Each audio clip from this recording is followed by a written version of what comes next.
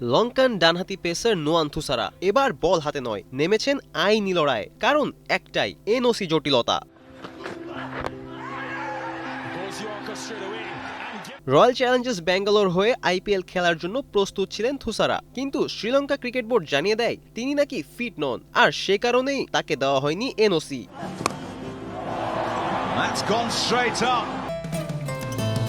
Bashundhara tissue, অশুদ্ধতার বিরুদ্ধে এক বিন্দুও ছাড় নয়।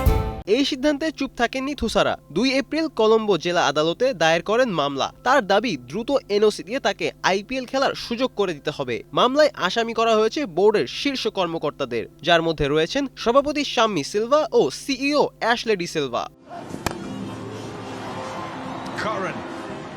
বোর্ড বলছে তিনি ফিট নন, কিন্তু থুসারার জবাব একদম পরিষ্কার, আমি পুরোপুরি প্রস্তুত। এই পরিস্থিতি তার ক্যারিয়ারের জন্য বড় হুমকি হয়ে দাঁড়াতে পারে, কারণ এনওসি না পেলে বন্ধ হয়ে যেতে পারে বিশ্বজুড়ে ফ্র্যাঞ্চাইজি লিগের দরজা। এবার আইপিএলে 1,60,00,000 রুপিতে তাকে দলে নিয়েছে রয়্যাল চ্যালেঞ্জার্স ব্যাঙ্গালোর।